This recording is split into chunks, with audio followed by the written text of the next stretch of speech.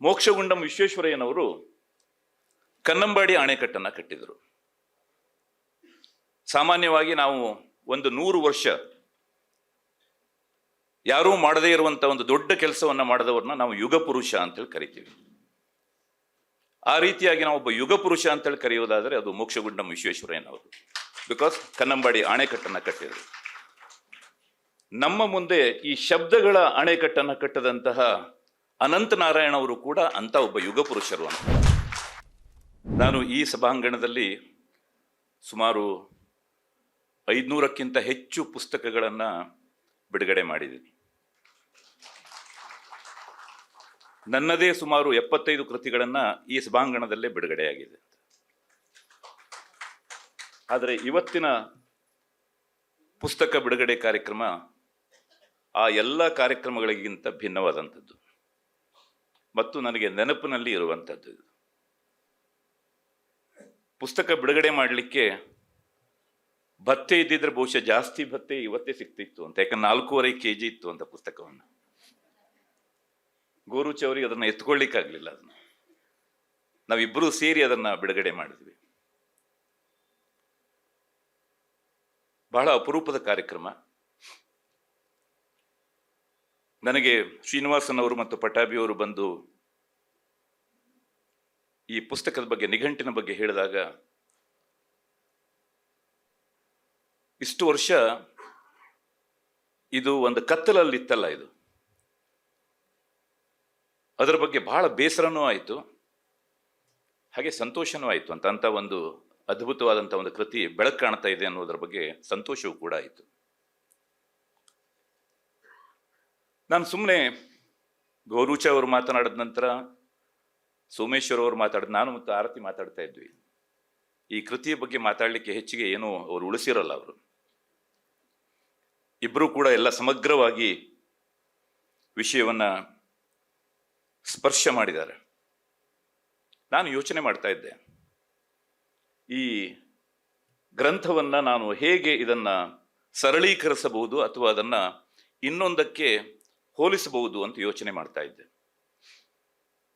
ನಾನು ಈ ಕೃತಿಯಲ್ಲಿ ಸುಮಾರು 8 ಪುಟದ ಒಂದು ಮುನ್ನುಡಿಯನ್ನು ಬರೆದಿದ್ದೀನಿ. ಅದರಲ್ಲಿ ಒಂದು ಕಡೆಗೆ ಒಂದು ಹೋಲಿಕೆ ಇದೆ. ಏನು ಅಂತಂದ್ರೆ, ಭಾಷೆ ಅಂತಂದ್ರೆ ನದಿ ಇದ್ದ ಹಾಗೆ, ನಿಘಂಟು ಅಂತಂದ್ರೆ ಅಣೆಕಟ್ಟಿದ್ದ ಹಾಗೆ ಅಂತ. ಭಾಷೆ ನಾವು ಮಾತನಾಡ್ತಾ ಇರುವಾಗ ಎಲ್ಲವನ್ನೂ ಕೂಡ ಒಳಗೊಳ್ತಾ ಹೋಗುತ್ತೆ. ನದಿ ಕೂಡ ತಾನು ಹರಿಯುವಾಗ ತನ್ನ ಜೊತೆಗೆ ಸಿಕ್ಕಂತ ಎಲ್ಲ ವಸ್ತುಗಳನ್ನು ಕೂಡ ಅದು ಸೇರಿಸ್ಕೊಂಡು ಹರಿತಾ ಇರುತ್ತೆ. ಅವೆಲ್ಲವನ್ನ ಒಂದು ಕಡೆಗೆ ನಿಲ್ಲಿಸುವಂಥದ್ದು ಅಣೆಕಟ್ಟು. ಹೀಗಾಗಿ ನನಗೆ TK ಅನಂತನಾರಾಯಣ ಅವರು ಒಂದು ಬಹಳ ದೊಡ್ಡ ಅಣೆಕಟ್ಟನ್ನ ಕಟ್ಟಿದಂಥ ಒಬ್ಬ ನಿರ್ಮಾತೃರಾಗಿ ನನಗೆ ಕಂಡರು ಅಂತ. ಸ್ವಲ್ಪ ಜೋರಾಗಿ ಚಪ್ಪಾಳೆ ಹೊಡಿಬಹುದ್ರಿ. ಇಂಥ ಅದ್ಭುತವಾದಂಥ ಒಂದು ಕೆಲಸ. ಮೋಕ್ಷಗುಂಡಂ ವಿಶ್ವೇಶ್ವರಯ್ಯನವರು ಕನ್ನಂಬಾಡಿ ಅಣೆಕಟ್ಟನ್ನು ಕಟ್ಟಿದರು. ಸಾಮಾನ್ಯವಾಗಿ ನಾವು ಒಂದು 100 ವರ್ಷ ಯಾರೂ ಮಾಡದೇ ಇರುವಂತ ಒಂದು ದೊಡ್ಡ ಕೆಲಸವನ್ನ ಮಾಡಿದವ್ರನ್ನ ನಾವು ಯುಗ ಪುರುಷ ಅಂತೇಳಿ ಕರಿತೀವಿ. ಆ ರೀತಿಯಾಗಿ ನಾವು ಒಬ್ಬ ಯುಗ ಪುರುಷ ಅಂತೇಳಿ ಕರೆಯೋದಾದರೆ ಅದು ಮೋಕ್ಷಗುಂಡಂ ವಿಶ್ವೇಶ್ವರಯ್ಯನವರು. ಬಿಕಾಸ್ ಕನ್ನಂಬಾಡಿ ಅಣೆಕಟ್ಟನ್ನು ಕಟ್ಟಿದರು. ನಮ್ಮ ಮುಂದೆ ಈ ಶಬ್ದಗಳ ಅಣೆಕಟ್ಟನ್ನು ಕಟ್ಟದಂತಹ ಅನಂತನಾರಾಯಣ ಅವರು ಕೂಡ ಅಂತ ಒಬ್ಬ ಯುಗ ಪುರುಷರು ಅಂತ. ನನಗೆ ವಿಶ್ವೇಶ್ವರಯ್ಯನವರ ಕೆಲಸ ಮತ್ತು ಅನಂತನಾರಾಯಣವರ ಕೆಲಸದಲ್ಲಿ ಏನು ವ್ಯತ್ಯಾಸ ಕಾಣ್ತಾ ಇಲ್ಲ ಅಂತ ನನಗೆ. ಅದೆರಡೂ ಕೂಡ ಅಷ್ಟೇ ಮಹತ್ವವಾದಂಥ ಒಂದು ಕೆಲಸ. ಕನ್ನಂಬಾಡಿ ಅಣೆಕಟ್ಟಿನಿಂದ ಇವತ್ತಿನ ತನಕನೂ ಕೂಡ ನಾವು ಪ್ರಯೋಜನವನ್ನು ಪಡಿತಾ ಇದ್ರೆ, ಭಾಷೆ ಇರುವ ತನಕ, ಅಕ್ಷರ ಇರುವ ತನಕ. ಅಕ್ಷರ ಅಂತಂದ್ರೆ ಕ್ಷರವಿಲ್ಲದ್ದು ಅಂತ, ನಾಶಪಡಿಸ್ಲಿಕ್ಕೆ ಸಾಧ್ಯ ಇಲ್ಲದ್ದು ಅಕ್ಷರ. ಅಂದರೆ ಅನಂತನಾರಾಯಣ ಅವರು ಮಾಡಿದಂಥ ಈ ಅಕ್ಷರ ಸೇವೆ ಅದು ಶಾಶ್ವತವಾದದ್ದು. ನಿಮಗೆ ಕನ್ನಂಬಾಡಿ ಅಣೆಕಟ್ಟಾದರೂ ಕೂಡ ಒಂದು ದಿವಸ ಬಿರುಕು ಬಂದು ಹೊರಟೋಗ್ಬಿಡ್ಬೋದು. ಆದರೆ ಈ ಕೆಲಸ ಮಾತ್ರ ಶಾಶ್ವತವಾಗಿ ಇರುವಂಥದ್ದು ಇದು. ಹೀಗಾಗಿ ಅದಕ್ಕಿಂತ ಮಿಗಿಲಾದಂತಹ ಒಂದು ದೊಡ್ಡ ಸೇವೆ ಅಕ್ಷರ ಸೇವೆ ಅಂತೇಳಿ ನಾನು ಭಾವಿಸ್ತೇನೆ. ಇದರಲ್ಲಿ ಯಾವುದೇ ಅತಿಶಯೋಕ್ತಿ ಇಲ್ಲ ಅಂತ. ಅವರು 46 ವರ್ಷಗಳ ಕಾಲ ಈ ಕೃತಿಯನ್ನ ಬರೆದಿದ್ದು, ಅವರು ತೀರ್ಕೊಂಡು 43 ವರ್ಷಗಳ ನಂತರ ಈ ಕೃತಿ ಬರ್ತಾ ಇರುವಂಥದ್ದು ನನಗೆ ಇಲ್ಲೊಂದು ವಿಸ್ಮಯ ಕಾಣ್ತಾ ಇದೆ ಅಂತ. ನೀವು ಎಷ್ಟು ಜನ ಇಲ್ಲಿದ್ದವರು PV ಕಾಣೆಯವರ ಹೆಸರನ್ನು ಕೇಳಿದ್ದೀರೋ ನನಗೂ ಗೊತ್ತಿಲ್ಲ. ಪಾಂಡುರಂಗ ವಾಮನ ಕಾಣೆ ಅಂತ ಬಹಳ ದೊಡ್ಡ ಸಂಸ್ಕೃತ ವಿದ್ವಾಂಸರು, ಅವರು ಶ್ರೇಷ್ಠ ವಕೀಲರು ಕೂಡ ಆಗಿದ್ರು. ಅವರು ಪಾಂಡುರಂಗ ವಾಮನ ಕಾಣೆ ಅಂತವರ ಹೆಸರು. ಅದರ ಪ್ರಾಯಶಃ ಅವರಿಗೆ ಭಾರತ ರತ್ನ ಪ್ರಶಸ್ತಿ ಬಂದಿತ್ತು ಅನ್ನುವಂಥದ್ದು ಕೂಡ ನಮಗೆ ಯಾರಿಗೂ ಕೂಡ ಗೊತ್ತಿಲ್ಲ. 1963ರಲ್ಲಿ PV ಕಾಣೆಯವರಿಗೆ, ಪಾಂಡುರಂಗ ವಾಮನ ಕಾಣೆಯವರಿಗೆ ಭಾರತ ರತ್ನ ಪ್ರಶಸ್ತಿಯು ಕೂಡ ಬಂದಿದೆ. ಅವರು 5 ವಾಲ್ಯೂಮ್ಗಳಲ್ಲಿ ಹಿಸ್ಟರಿ ಆಫ್ ಧರ್ಮಶಾಸ್ತ್ರ ಅನ್ನುವಂಥ ಒಂದು ಪುಸ್ತಕವನ್ನು ಬರೆದಿದ್ದಾರೆ. ಬಹಳ ಬೃಹತ್ತಾದಂಥ ಒಂದು ಗ್ರಂಥ ಅದು. ಒಂದೊಂದು ವಾಲ್ಯೂಮ್ ಇಷ್ಟೇ ಇದೆ, ಸುಮಾರು 1000 ಪುಟಗಳಿರುವಂತಹ ಒಂದು ಗ್ರಂಥ. ಅವರು ಆ 5 ವಾಲ್ಯೂಮ್ ಇರುವಂಥ ಧರ್ಮಶಾಸ್ತ್ರವನ್ನು ಬರೀಲಿಕ್ಕೆ ಸುಮಾರು 41 ವರ್ಷವನ್ನು ತಗೊಂಡ್ರು ಅಂತವರು. ಅವರು ನೆಹರೂಗೆ ಬಹಳ ಆತ್ಮೀಯರಾಗಿದ್ದರು. ನೆಹರು ಅವರು ವಿಶ್ವಸಂಸ್ಥೆಯಲ್ಲಿ ಭಾಷಣ ಮಾಡುವಾಗ PV ಕಾಣೆಯವರೇ ಅವರಿಗೆ ಅದನ್ನು ಬರ್ಕೊಡ್ತಾ ಇದ್ರು. ಯಾವುದೇ ಒಂದು ಸಂಸ್ಕೃತ ಶಬ್ದ ಅರ್ಥ ಆಗಲಿಲ್ಲ ಅಂದ್ರೆ, ಶ್ಲೋಕ ಅರ್ಥ ಆಗಲಿಲ್ಲ ಅಂತಂದ್ರೆ ನೆಹರು ಅವರು ಕಾಣೆಯವರ ಹತ್ರ ಕೇಳ್ತಾ ಇದ್ರು. ಕಾಣೆಯವರಿಗೆ 3ನೇ ಸಲ ಅವರಿಗೆ ಭಾರತ ರತ್ನ ಪ್ರಶಸ್ತಿಯನ್ನು ಕೊಡಬೇಕು ಅಂತ ಹೇಳಿದಾಗ ಅವರು ಒಪ್ಪಿಕೊಳ್ಳಿಲ್ಲ ಅವರು. ಆದರೆ ನೆಹರು ಅವರು 1964ರಲ್ಲಿ ತೀರ್ಕೊಳ್ತಾರೆ. ಇವರಿಗೆ ಅದಕ್ಕಿಂತ 1 ವರ್ಷ ಮುಂಚೆ ಭಾರತ ರತ್ನ ಪ್ರಶಸ್ತಿ ಸಿಗತ್ತೆ. ಬಹಳ ಒತ್ತಾಯ ಮಾಡಿ ಅವರನ್ನು ಒಪ್ಪಿಸಿ ಅವರಿಗೆ ಭಾರತ ರತ್ನ ಪ್ರಶಸ್ತಿಯನ್ನು ಕೊಡ್ತಾರೆ. 64ರಲ್ಲಿ ನೆಹರು ತೀರ್ಕೊಂಡ ನಂತರ ಶಾರದಾ ಪ್ರಸಾದ್ ಅವರು, ಕನ್ನಡಿಗರು, ಅವರು ಒಂದು ಪುಸ್ತಕವನ್ನು ತರಬೇಕು, ನೆಹರು ಅವರ ಹೆಸರಿನಲ್ಲಿ ಒಂದು ಪುಸ್ತಕವನ್ನು ತರಬೇಕು ಅಂತೇಳಿ ಹೋಗ್ತಾರೆ. ಆಗ ಕಾಣೆಯವರ ಹತ್ರ ಬರ್ತಾರೆ, ನಾವು ಎಲ್ಲ ನೆಹರು ಅವರ ಆತ್ಮೀಯರಿಂದ ಒಂದು ಪುಸ್ತಕವನ್ನು ಬರೆಸ್ತಾ ಇದ್ದೇವೆ, ನಿಮ್ಮ ಲೇಖನವು ಕೂಡ ಇರಬೇಕು ಅಂತೇಳಿ ಹೇಳ್ತಾರೆ. ಆಗ ಕಾಣೆಯವರು ಹೇಳ್ತಾರೆ, ನಾನು 41 ವರ್ಷಗಳಿಂದ ಒಂದು ಪುಸ್ತಕವನ್ನು ಬರಿತಾ ಇದ್ದೇನೆ, ಈಗಾಗಲೇ 11 ಸಲ ಅದರ ಪ್ರೂಫ್ ರೀಡಿಂಗ್ ಮಾಡಿದ್ದೇನೆ, ಈಗ 12ನೇ ಸಲ ಪ್ರೂಫ್ ರೀಡಿಂಗ್ ನಡೀತಾ ಇದೆ. ನಾನು ಏನಾದರೂ ನೆಹರು ಅವರ ಬಗ್ಗೆ ಲೇಖನವನ್ನು ಬರೀಲಿಕ್ಕೆ ನಾನು ಆರಂಭ ಮಾಡಿದರೆ ನನಗೆ 2 ಅಥವಾ 3 ತಿಂಗಳ ಕಾಲ ಬೇಕಾಗತ್ತೆ. ಅಲ್ಲಿ ತನಕ ನಾನು ನನ್ನ ಯೋಚನೆಯಿಂದ ವಿಚಲಿತನಾಗ್ತೇನೆ ಮತ್ತು ನನ್ನ ಕೆಲಸಕ್ಕೆ ಅಡ್ಡಿಯಾಗತ್ತೆ. ನನಗೆ ತುಂಬಾ ಆತ್ಮೀಯರು, ಸುಮಾರು 40 ವರ್ಷಗಳ ಒಡನಾಟ ನಮ್ಮಿಬ್ಬರದ್ದು ಕೂಡ. ಆದರೆ ನಾನು ಲೇಖನವನ್ನು ಬರೀದೇ ಹೋದರೆ ನೆಹರು ಅವರಿಗೆ ಅರ್ಥ ಆಗತ್ತೆ ಅಂತ, ನಾನು ಯಾಕೆ ಈ ಲೇಖನವನ್ನು ಬರೆದಿಲ್ಲ ಅನ್ನುವಂಥದ್ದು ನನಗೆ ಅರ್ಥ ಆಗತ್ತೆ, ಅವ್ರು ತಪ್ಪು ತಿಳ್ಕೊಳ್ಳಲ್ಲ. ಆದರೆ ನಾನು ನೆಹರು ಅವರ ಬಗ್ಗೆ ಲೇಖನವನ್ನು ಬರೆಯೋದಿಲ್ಲ ಅಂತ ಹೇಳ್ತಾರೆ ಅವರು. 12ನೇ ಸಲ ಪ್ರೂಫ್ ರೀಡಿಂಗ್ ಅನ್ನು ಮಾಡಿ ನಂತರ ಆ ಪುಸ್ತಕವನ್ನ ಅವರು ಪ್ರಕಟಣೆಯನ್ನ ಮಾಡ್ತಾರೆ. 41 ವರ್ಷಗಳ ಒಂದು ತಪಸ್ಸು. ನನಗೆ ಅನಂತನಾರಾಯಣ ಅವರ 46 ವರ್ಷಗಳ ಈ ಅವಿರತವಾದಂಥ ಒಂದು ಹೋರಾಟ, ಶ್ರದ್ಧೆ, ಕಳಕಳಿ, ತನ್ಮಯತೆ ಈ ಕೃತಿಯಲ್ಲಿ ಕಾಣ್ತಾ ಇದೆ ಅಂತ. ಕಾಣೆಯವರ ಆ ಒಂದು ಕೆಲಸ ಎಂಥ ಒಂದು ಅಮೋಘವಾದಂಥ ಒಂದು ಕೆಲಸವೋ, ನಾವೆಲ್ಲರೂ ಕೂಡ ಅಭಿಮಾನ ಪಡುವಂಥ ಒಂದು ಕೆಲಸವೋ. ನಾನು ಹೆಗ್ಗೋಡಿಗೆ ಹೋದಾಗ ಸುಬ್ಬಣ್ಣ ಅವರು ಹೇಳಿದರು, ನೀವು ಈ ಪುಸ್ತಕವನ್ನು ನೋಡಿದ್ದೀರಾ ಅಂತೇಳಿ ಕೇಳಿದರು. ನಾನು ಈ ಪುಸ್ತಕವನ್ನು ನೋಡಿದ್ದೇನೆ ಅಂತೇಳಿ ಅಷ್ಟೇ ಹೇಳಿದೆ. ಒಂದು ಸಲ ಮುಟ್ಟುಬಿಡಿ ಅಂತೇಳಿ ಹೇಳಿದರು ನನಗೆ, ಈ ಪುಸ್ತಕವನ್ನು ಒಂದು ಸಲ ಮುಟ್ಟಿ ಅಂತೇಳಿ ಹೇಳಿದರು. ಇವತ್ತಿಗೂ ನೀವು ನಿನಾಜಮ್ ಲೈಬ್ರರಿಗೆ ಹೋದರೆ ಆ ಪುಸ್ತಕ ಇದೆ, ಹಿಸ್ಟ್ರಿ ಆಫ್ ಧರ್ಮಶಾಸ್ತ್ರ ಅನ್ನುವಂಥ ಒಂದು ಪುಸ್ತಕ ಇದೆ. ಅದಾದ ನಂತರ ಪುಣೆಯಲ್ಲಿ ಇರುವಂತಹ ಅವರ ಮನೆಗೆ ನಾನು 2 ವರ್ಷಗಳ ಹಿಂದೆ ಹೋಗಿ ಆ ಪುಸ್ತಕವನ್ನು ನೋಡ್ಲಿಕ್ಕೆ ಅಂತಲೇ ಹೋಗಿದ್ದೆ. ನಾನು ಆ ಧರ್ಮಶಾಸ್ತ್ರ ಪುಸ್ತಕವನ್ನು ನೋಡಿ ಆ ಪುಸ್ತಕದ ಜೊತೆಗೆ ಸುಮಾರು 2 ಗಂಟೆಗಳ ಕಾಲ ಇದ್ದು ವಾಪಸ್ ಬಂದೆ ಅಂತ. ನನಗೆ ಶ್ರೀನಿವಾಸನ್ ಅವರು ಮತ್ತು ಪಟ್ಟಾಭಿರಾಮನವರು ನನಗೆ ಈ ಪುಸ್ತಕವನ್ನು ಕೊಟ್ಟಾಗ ಅಕ್ಷರಶಃ ನನಗೆ ಕಣ್ಣಲ್ಲಿ ನೀರು ಬಂತು ಅಂತ, ನನಗೆ ಮಾತಾಡ್ಲಿಕ್ಕೆ ಆಗಲಿಲ್ಲ ಅಂತ. ಎಂಥ ಒಂದು ಅದ್ಭುತವಾದಂಥ ಒಂದು ಕನ್ನಡ ಸೇವೆ ಅಂತ. ಕಿಟೆಲ್ 70,000 ಪದಗಳನ್ನು ಆಯ್ಕೆ ಮಾಡಿದರೆ ಇವರು 1,25,000 ಪದಗಳನ್ನು ಈ ಗ್ರಂಥದಲ್ಲಿ ಇಟ್ಟಿದ್ದಾರೆ. ನಾನು ಕಿಟೆಲ್ನನ್ನು ಕೂಡ ಈ ಸಂದರ್ಭದಲ್ಲಿ ನೆನಪಿಸಿಕೊಡ್ತೇನೆ.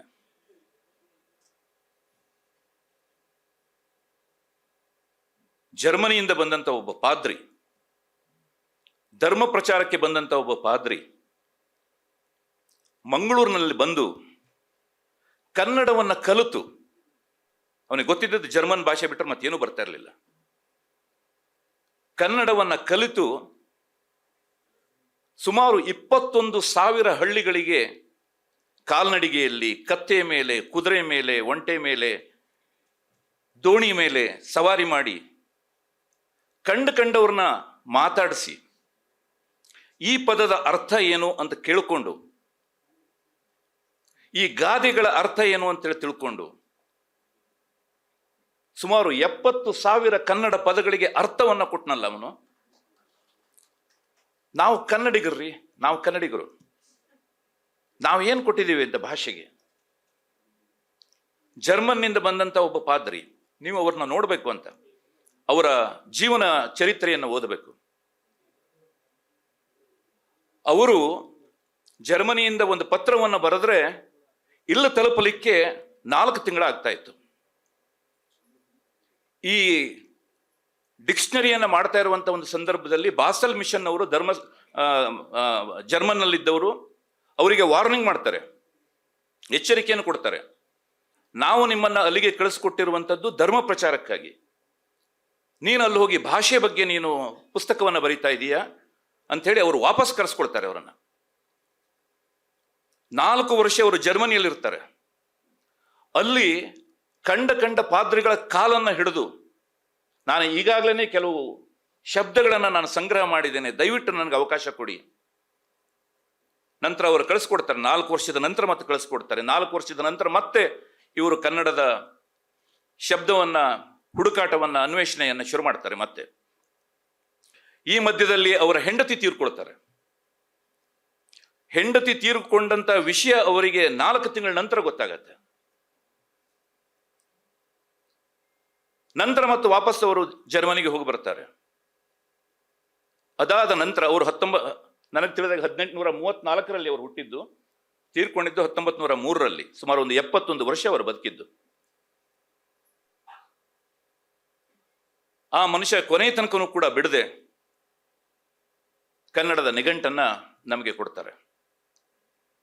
ನಾನು ಜರ್ಮನಿಯ ಟ್ಯೂಬಿಂಗನ್ ಅನ್ನುವಂಥ ಒಂದು ಊರಿಗೆ ಹೋಗಿದ್ದೆ ಅಂತ ಹಿಂದಿನ ವರ್ಷ. ಕಿಟೆಲ್ನ ಸಮಾಧಿಯನ್ನ ನೋಡಬೇಕು ಅಂತಲೇ ನಾನು ಹೋಗಿದ್ದೆ. ಆ ಟ್ಯೂಬಿಂಗನ್ನಲ್ಲಿ ಒಂದು ವಿಶ್ವವಿದ್ಯಾಲಯ ಇದೆ.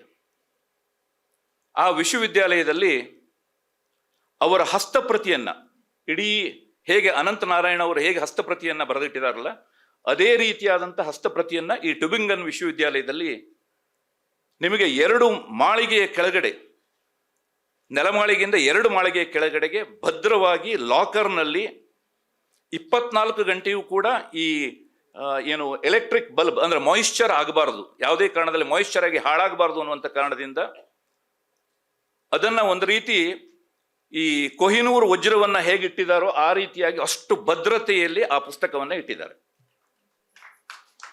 ನಾನು ಅದನ್ನ ನೋಡ್ಲಿಕ್ಕೆ ಅಂತ ಹೇಳಿ 2 ದಿವಸ ನಾನು ಎಕ್ಸ್ಟೆಂಡ್ ಮಾಡಬೇಕಾಯ್ತು ಅಂತ. ಯಾಕೆಂತಂದ್ರೆ ಅದನ್ನು ತಕ್ಷಣ ಅಲ್ಲಿ ಕೊಡಲ್ಲ, ನೋಡ್ಲಿಕ್ಕೆ ಆಗಲ್ಲ ಅಂತ. ಮುಂಚೆನೆ ಅವರಿಗೆ ಪರ್ಮಿಷನ್ ತಗೊಂಡು ಆ ಪುಸ್ತಕವನ್ನ ನೋಡಿ ಬಂದೆ.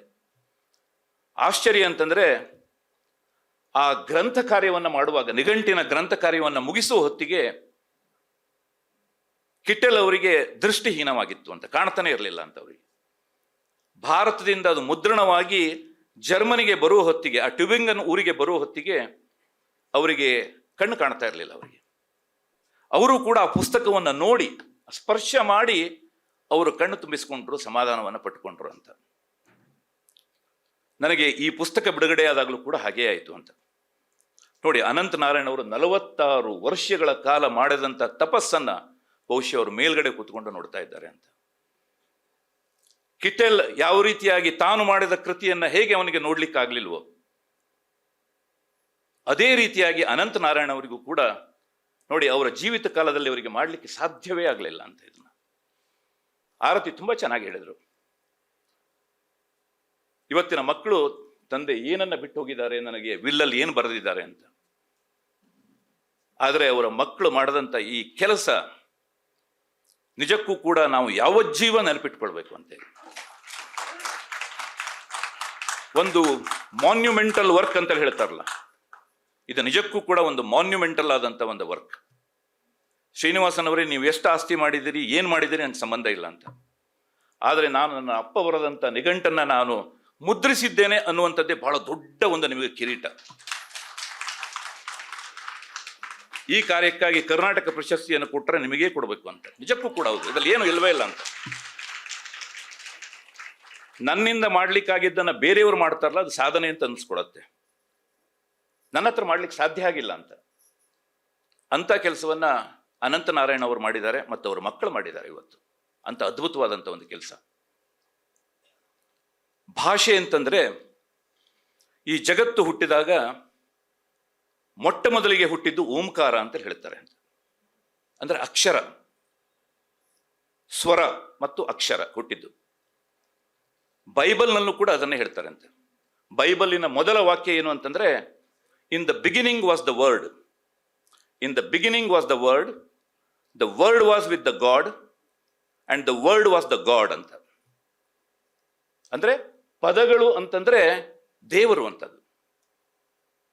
ಓಂಕಾರ. ನಾವು ನಮ್ಮ ಎಲ್ಲ ಚಿಂತನೆಗಳನ್ನ, ನಮ್ಮ ಯೋಚನೆಗಳನ್ನ, ಆಲೋಚನೆಗಳನ್ನ, ನಮ್ಮ ಸಿದ್ಧಾಂತಗಳನ್ನ, ನಿಲುವುಗಳನ್ನ, ಅನಿಸಿಕೆಗಳನ್ನ ಬಚ್ಚಿಡಬಹುದಾದಂತ ಒಂದು ಜಾಗ ಇದ್ರೆ ಅದು ಪದ ಅಂತದ್ದು. ನಮ್ಮ ಎಲ್ಲ ಯೋಚನೆಗಳು ಇರುವಂಥದ್ದು ಪದದ ಒಳಗಡೆಗೆ. ಹೀಗಾಗಿ ನಮಗೆ ಪದಗಳು ಬೇಕೇ ಬೇಕು. ನನಗೆ ಪದಗಳಿಲ್ಲದೆ ಹೋದರೆ, ಸೋಮೇಶ್ವರ್ ಅವರು ಬಹಳ ಚಂದವಾಗಿ ಹೇಳಿದ್ರು ಅಂತ, ಮನುಷ್ಯ ಹೇಗೆ ಅನ್ವೇಷಣೆಯತ್ತ ಸಾಗದ ಅನ್ನುವಂಥದ್ದನ್ನ.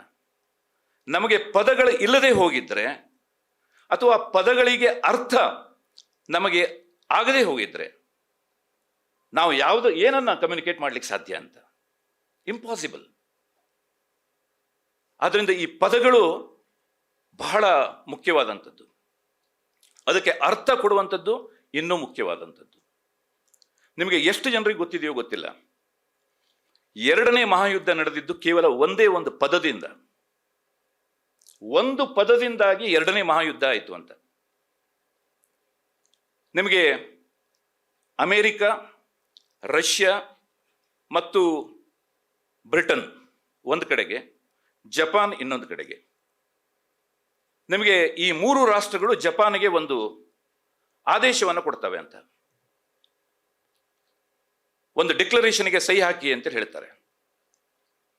ಆಗ ಜಪಾನ್ ಹೇಳುತ್ತೆ ಏನು ಅಂತಂದ್ರೆ, we will consider it or we will reject it. ಅಂದ್ರೆ ಒಂದು ಶಬ್ದವನ್ನು ಹೇಳ್ತಾರೆ ಅವರು, ಮೊಕಸುಟ್ಸು ಅಂತ ಒಂದು ಜಪಾನ್ದಲ್ಲಿ ಒಂದು ಪದ, ಅದು ಮೊಕಸುಟ್ಸು ಅಂತ. ಆ ಮೊಕಸುಟ್ಸು ಅನ್ನುವಂಥ ಪದದ ಅರ್ಥ ಏನು ಅಂತಂದ್ರೆ, we will consider it or we will reject it. ಈ ಹಿಂದಿಯಲ್ಲಿ ಕಲ್ ಅಂತ ಹೇಳ್ತಾರಲ್ಲ, ನಿನ್ನೆ ಅಂತನೂ ಆಗತ್ತೆ, ನಾಳೆ ಅಂತನೂ ಆಗತ್ತೆ, ಆ ಥರ.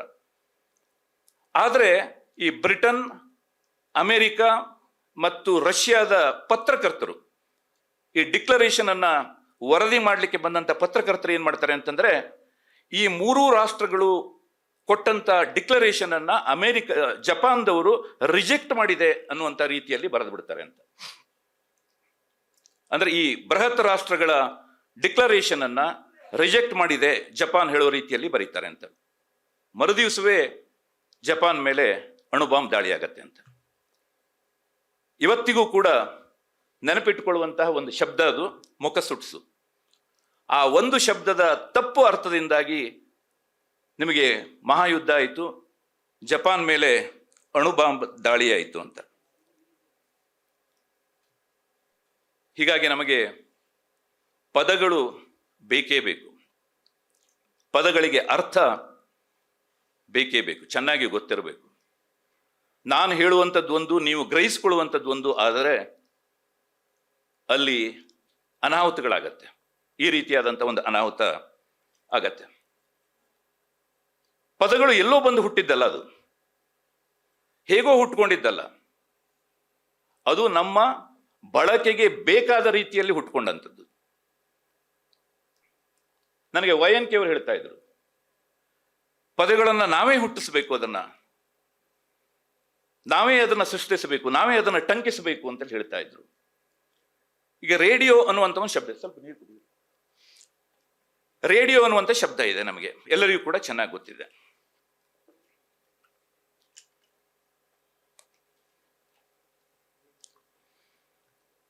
ಅದಾದ ನಂತರ ಟಿವಿ ಬಂತು. ಟಿವಿಗೆ ಏನಂತೇಳಿ ಕರಿಬೇಕು?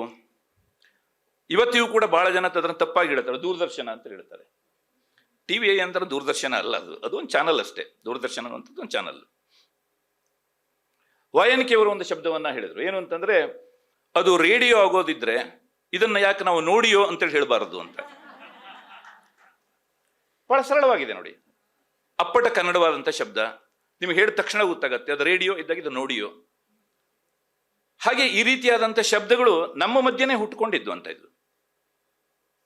ನಮಗೆ ಇವತ್ತು ಕನ್ನಡದ ಶಬ್ದ ಭಂಡಾರ, ಪದ ಸಂಪತ್ತು ಎಷ್ಟು ಶ್ರೀಮಂತವಾಗಿದೆ ಅಂತಂದ್ರೆ, ನೀವು ಇಂಗ್ಲಿಶಿನ ಯಾವುದೇ ಪದವನ್ನೇ ಹೇಳಿ ಅದನ್ನು ನಾನಾಗಲಿ ಅಥವಾ ಸೋಮೇಶ್ವರ ಅವರಾಗಲಿ ಕನ್ನಡದಲ್ಲಿ ಹೇಳ್ತೇವೆ ಅಂತದನ್ನು. ನೀವು ಯಾವ ಶಬ್ದವನ್ನು ಬೇಕಾದರೂ ಹೇಳಿ.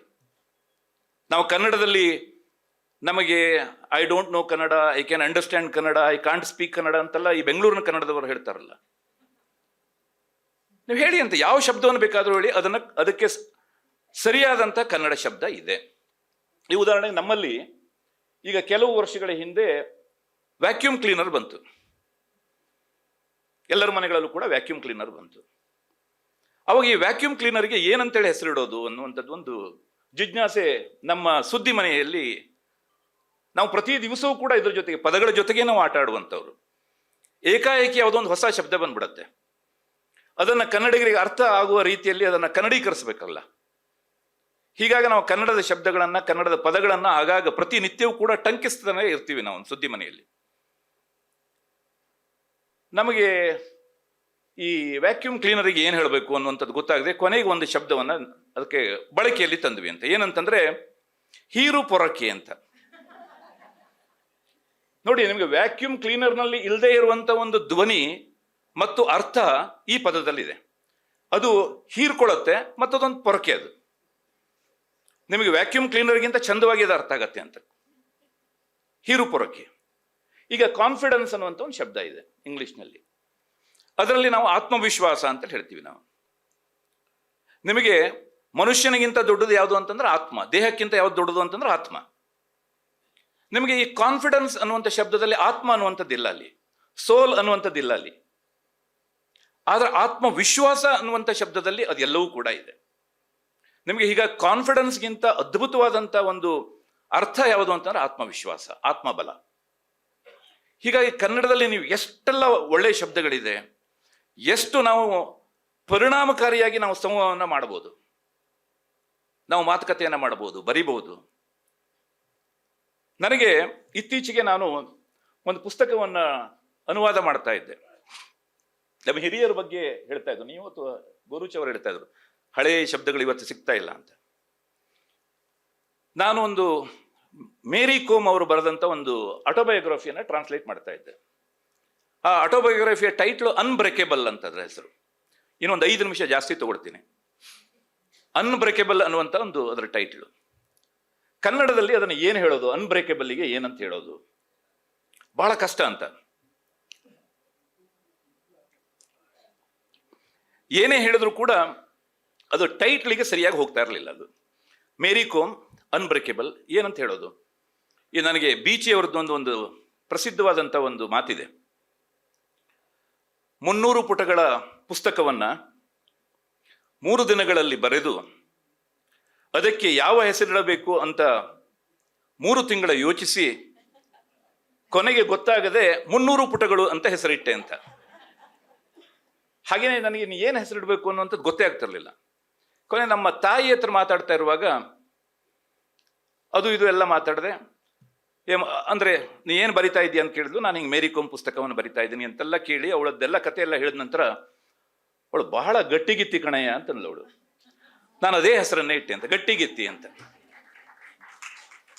ನೋಡಿ, ಅದರಲ್ಲಿ ಅನ್ಬ್ರೇಕೇಬಲ್ ಅಂತದ್ದು ಇದೆ, ಅಪ್ಪಟ ಗ್ರಾಮ್ಯ ಮತ್ತು ಶುದ್ಧವಾದ ಪರಿಶುದ್ಧವಾದ ಅಚ್ಚ ಕನ್ನಡ ಶಬ್ದವು ಕೂಡ ಹೌದು ಅಂತ. ಗಟ್ಟಿಗೆತ್ತಿ.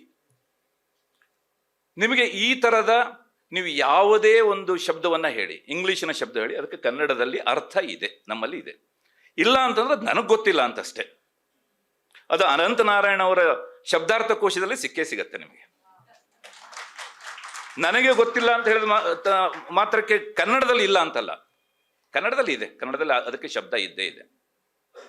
ಇತ್ತೀಚೆಗೆ ನಮ್ಮ ಶ್ರೀವತ್ಸ ಜೋಶಿ ಅವರು ಒಂದು ತಿಂಗಳುಗಳ ಕಾಲ ಪತ್ರಿಕೆಯಲ್ಲಿ ಎಲ್ಲೆಲ್ಲ ಅಂದ್ರೆ ಇಂಗ್ಲಿಷ್ನ ಶಬ್ದಗಳಿಗೆ ಅದಕ್ಕೆ ಕನ್ನಡದ ಶಬ್ದವನ್ನು ಹುಡುಕುವಂತ ಪ್ರಯತ್ನವನ್ನು ಮಾಡಿದರು.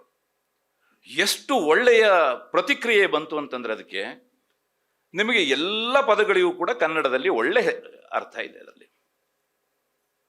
ನಾನು ಈ ಆರಂಭ ಶೂರತ್ವ ಅಥವಾ ಬಹಳ ಜೋರಾಗಿ ಎಲ್ಲದನ್ನು ಫಸ್ಟು ಮುನ್ನುಗ್ಗಿ ಮಾಡ್ತಾರಲ್ಲ, ಬಹಳ ಮುನ್ನುಗ್ಗಿ ಕೆಲಸವನ್ನ ಮಾಡುವಂಥವ್ರು, ಅಂಥವರಿಗೋಸ್ಕರ ಒಂದು ಕನ್ನಡದಲ್ಲಿ ಒಂದು ಶಬ್ದ ಇದೆ. ಈ ಕಡೆಗೆ ಬೆಂಗಳೂರು ಕಡೆ ಕಡಿಮೆ, ಅದು ಹೆಚ್ಚಾಗಿ ಉತ್ತರ ಕರ್ನಾಟಕದಲ್ಲಿ ಇದೆ. ಮುಂಗಾಲು ಪುಟಕಿ ಅಂತ ಅದರ ಶಬ್ದ. ಮುಂಗಾಲು ಪುಟಕಿ, ಅವನು ಬಹಳ ಮುಂಗಾಲು ಪುಟಕಿ ಸ್ವಭಾವದವನು ಅಂತಂದ್ರೆ ಎಲ್ಲದರಲ್ಲೂ ಕೂಡ ಮೂಗು ತೂರಿಸೋವನು ಅಥವಾ ಜೋರಾಗಿ ಹೋಗುವವನು. ನೀವು ಉತ್ತರ ಕರ್ನಾಟಕದ ಒಂದು ಶಬ್ದಕೋಶವನ್ನ ನೀವು ಮಾಡಿದರೆ ಅದು ಇನ್ನೊಂದು ದೊಡ್ಡ ಶಬ್ದಕೋಶ. ಅದು ಬಹುಶಃ ಅದರಲ್ಲಿರುವಂತಹ ಅನೇಕ ಶಬ್ದಗಳು ಇದರಲ್ಲಿ ಇರ್ಲಿಕ್ಕಿಲ್ಲ. ನೀವು ಶಿವದಾನ ಬೇಕಾ ಅಂತ ಹೇಳಿ ಕೇಳ್ತಾರೆ ನಿಮಗೆ. ನೀವೀಗ ಕಾರಟಗಿ, ಗಂಗಾವತಿ ಆ ಕಡೆಗೆ ಹೋದ್ರೆ, ಸರ್ ಶಿವದಾನ ಕೊಡ್ಲೇನ್ರಿ ಅಂತ ಹೇಳಿ ಕೇಳ್ತಾರೆ. ಶಿವದಾನ ಅಂತಂದ್ರೆ ಮಜ್ಜಿಗೆ ಅಂತ, ಮತ್ತೇನು ಬೇರೆ ಏನಿಲ್ಲ, ಮಜ್ಜಿಗೆ ಕೊಡ್ಲಾ ಅಂತ. ಅಂದ್ರೆ ಈ ರೀತಿಯ ಶಬ್ದಗಳು ಕನ್ನಡದಲ್ಲಿ ಸಿಕ್ಕಾಪಟ್ಟೆ ಇದೆ. ಅದಕ್ಕೆ ಅಣೆಕಟ್ಟು ಕಟ್ಟುವಂತ ಕೆಲಸವನ್ನ ಅನಂತನಾರಾಯಣ ಅವರು ಬಹಳ ಭಕ್ತಿಯಿಂದ ಶ್ರದ್ಧೆಯಿಂದ ಮಾಡಿದ್ದಾರೆ. ಗೋರುಚ್ ಅವರು ಒಂದು ಮಾತನ್ನು ಹೇಳಿದ್ರು. ಕನ್ನಡ ಸಾಹಿತ್ಯ ಪರಿಷತ್ತಿನವರು 8 ಸಂಪುಟಗಳನ್ನ ಕರ್ನಾಟಕ ರಾಜ್ಯ ಸರ್ಕಾರದ ಸಹಕಾರದೊಂದಿಗೆ 300 ಜನ ಸೇರಿ ಮಾಡಿದ್ರು ಈ ಕೆಲಸವನ್ನ ಅಂತ. ಈ ಕೆಲಸವನ್ನ ಇವರು ಒಬ್ಬರೇ ಸೇರಿ ಮಾಡಿದ್ದಾರೆ.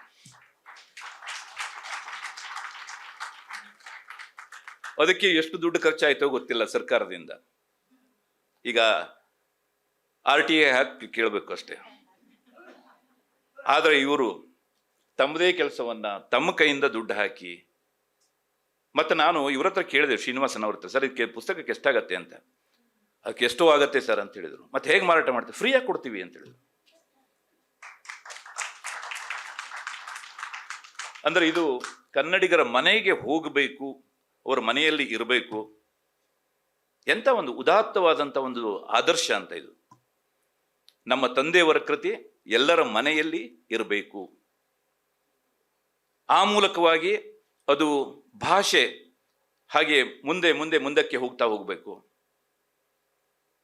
ಹೀಗಾಗಿ ನಾನು ಈ ಅಣೆಕಟ್ಟನ್ನ ಹೋಲಿಸಿದ್ದ ನಾನು ಅದಕ್ಕೋಸ್ಕರ. ಕತೆ, ಕಾದಂಬರಿ ಅಥವಾ ನಾನ್ ಫಿಕ್ಷನ್ಗಳನ್ನು ಓದಿದಾಗಲ್ಲ ಇದು, ನಿಘಂಟನ್ನು ಓದುವಂಥದ್ದು. ಅದೇ ಬೇರೆ, ಇದೇ ಬೇರೆ. ಆದರೆ ಅದನ್ನ ಓದಲಿಕ್ಕೆ ಈ ನಿಘಂಟು ಬೇಕೇ ಬೇಕು. ಯಾವ ಭಾಷೆಗೆ ನಿಘಂಟಿನ ಸಹಕಾರ ಇರೋದಿಲ್ವೋ, ಬೆಂಬಲ ಇರೋದಿಲ್ವೋ, ಆ ಭಾಷೆ ಶಾಶ್ವತವಾಗಿ ಇರಲಿಕ್ಕೆ ಸಾಧ್ಯ ಇಲ್ಲ ಅಂತದ್ದು. ನೀವು ಸುಮಾರು 7,000 ಭಾಷೆಗಳ ಪೈಕಿ ಎಷ್ಟೋ ಭಾಷೆಗಳು ಇವತ್ತು ನಶಿಸಿ ಹೋಗಿದೆ. ಆ ನಶಿಸಿ ಹೋದಂಥ ಭಾಷೆಗಳಿಗೆ ನಿಘಂಟಿನ ಸಹಕಾರ ಇರಲಿಲ್ಲ ಅಂತ. ನಿಮಗೆ ಈಗ ಆ ಕೆಲಸವನ್ನು ಮಾಡುವಂಥ ಕಾರ್ಯ ಮುಂದುವರೆದಿದೆ. ಈ ಉದಾಹರಣೆಗೆ ಭೋಜ್ಪುರಿ ಭಾಷೆ ಭಾರತದಲ್ಲಿ ಅಳಿವಿನ ಅಂಚಿನಲ್ಲಿದೆ. ಕೇವಲ ಹಾಡುಗಳಲ್ಲಿ ಅಥವಾ ಸಿನಿಮಾಗಳಲ್ಲಷ್ಟೇ ಇದೆ ಅನ್ನುವಂಥ ಒಂದು ಮಾತನ್ನು ನಾವು ಕೇಳ್ತೇವೆ. ಅದಕ್ಕೆ ಕಾರಣ ಏನು ಅಂತಂದ್ರೆ, ಭೋಜ್ಪುರಿಯಲ್ಲಿ ಒಂದು ಡಿಕ್ಷನರಿ ಅನ್ನುವಂಥದ್ದು ಇಲ್ಲ, ಅಲ್ಲಿ ನಿಘಂಟಿಲ್ಲ. ಈಗ ಆ ನಿಘಂಟನ್ನು ಬರೆಯುವಂಥ ಕೆಲಸಗಳು ಶುರುವಾಗಿದೆ. ಹೀಗಾಗಿ ಕನ್ನಡಕ್ಕೆ ನೀವು ಕಿಟಲಿಂದ, ಅದಕ್ಕಿಂತ ಮುಂಚೆ ರೆವರೆಂಡ್ ರೀವ್ ಇಂದ ಇವತ್ತಿನ ತನಕನೂ ಕೂಡ ನಿಮಗೆ ಶಿವರಾಮ್ ಕಾರಂತರ ಮಾಡದಂತಹ ಸಿರಿಗನ್ನಡ ಶಬ್ದಕೋಶ ಇದ್ದಿರಬಹುದು. ಅನೇಕ ಜನ ಮಹನೀಯರು ಅಂಥವ್ರು ಹಾಕೊಟ್ಟಂತ ಭವ್ಯ ಪರಂಪರೆ ನಮ್ಮ ಮುಂದೆ ಇದೆ. ನಾನು ಶಬ್ದಾರ್ಥ ಚಿಂತಾಮಣಿ ಅನ್ನುವಂಥದ್ದನ್ನು ನೀವೆಲ್ಲರೂ ಕೂಡ ಕೇಳಿರ್ಬೋದು. ಪಾಡಿಗಾರು ವೆಂಕಟರಮಣ ಆಚಾರ್ಯ, PV ಆಚಾರ್ಯ, ಪಾವೆಮ್ಮ ಆಚಾರ್ಯರು ಬರೆದಂತಹ ಒಂದು ಪುಸ್ತಕ ಅದು. ಅವರ ಜೀವನದ ಒಂದು ಘಟನೆಯನ್ನು ಹೇಳಿ ನಾನು ನನ್ನ ಮಾತನ್ನು ಮುಗಿಸ್ತೇನೆ. ನಿಘಂಟು ಬರೆದವರೆಲ್ಲರೂ ಕೂಡ ಅವರ ಹಿಂದುಗಡೆಗೆ ಒಂದು ದೊಡ್ಡ ಕಥೆ ಇದೆ. ಯಾರೇ ಆಗಿದ್ದಿರ್ಬೋದು, ಈಗ ನಿಮಗೆ ಕಿಟಲ್ ಆಗಿದ್ದಿರ್ಬೋದು, ರೀವ್ ಆಗಿರ್ಬೋದು, ಅಥವಾ ಮೊಟ್ಟ ಮೊದಲ ಕನ್ನಡ ಪತ್ರಿಕೆಯನ್ನು ಆರಂಭ ಮಾಡಿದವರು ಕನ್ನಡಿಗರಲ್ಲ. ಜರ್ಮನಿಯಿಂದ ಬಂದಂಥ ಮತ್ತೊಬ್ಬ ಪಾದ್ರಿ ರಾಬರ್ಟ್ ಮೊಗ್ಲಿಂಗ್ ಅನ್ನುವಂಥವರು. ಕನ್ನಡಿಗರು ಮಾಡಿದಂಥ ಕೆಲಸ ಅಲ್ಲ. ಕನ್ನಡದ ಮೊದಲ ಪತ್ರಿಕೆ ಮಂಗಳೂರು ಸಮಾಚಾರವನ್ನು ಮಾಡಿದವರು ರಾಬರ್ಟ್ ಮೊಗ್ಲಿಂಗ್ ಫ್ರಾಮ್ ಜರ್ಮನಿ. ಇದು ಒಂದು ದೊಡ್ಡ ಹೋರಾಟ. ಅದು ನಿಘಂಟು, ಇದು ಒಂದು ತಪಸ್ಸು. ಇದು 1 ದಿವಸ 2 ದಿವಸ 1 ವರ್ಷ 10 ವರ್ಷದ ಕೆಲಸ ಅಲ್ಲ ಅಂತ. ಇದು 25, 30, 40, 50 ವರ್ಷಗಳ ಒಂದು ತಪಸ್ಸಿನಿಂದಾಗಿ ಇವತ್ತು ನಿಘಂಟು ನಮ್ಮ ಮುಂದೆ ಇದೆ. ಶಬ್ದಾರ್ಥ ಚಿಂತಾಮಣಿ ಅನ್ನುವಂಥ ಒಂದು ಪುಸ್ತಕವನ್ನ ನಿಮಗೆ ಪಾವೆಮ್ಮಾಚಾರ್ಯರು ಬರೆದಿದ್ದಾರೆ.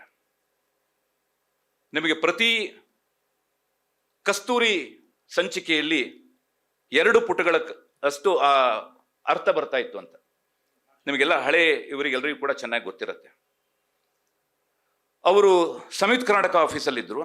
ಸಂಯುಕ್ತ ಕರ್ನಾಟಕದ ಇನ್ನೊಂದು ಸಿಸ್ಟರ್ ಪಬ್ಲಿಕೇಶನ್ ಕಸ್ತೂರಿ.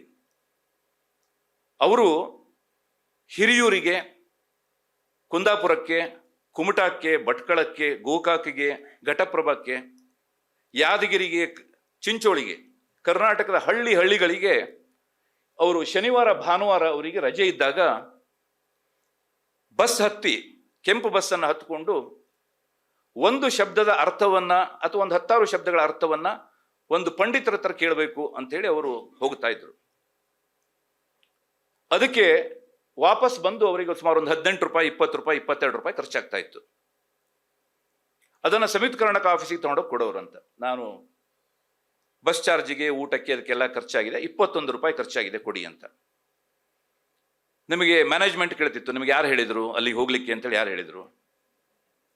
ನೀವು ಆಫೀಸಿಂದ ಪರ್ಮಿಷನ್ ತಗೊಂಡಿದ್ದೀರಾ? ಅದು ಇಲ್ಲದೇ ಆಫೀಸ್ನಲ್ಲೇ ಕೂತ್ಕೊಂಡೇ ಬರಿಬೋದಲ್ಲ ನೀವು?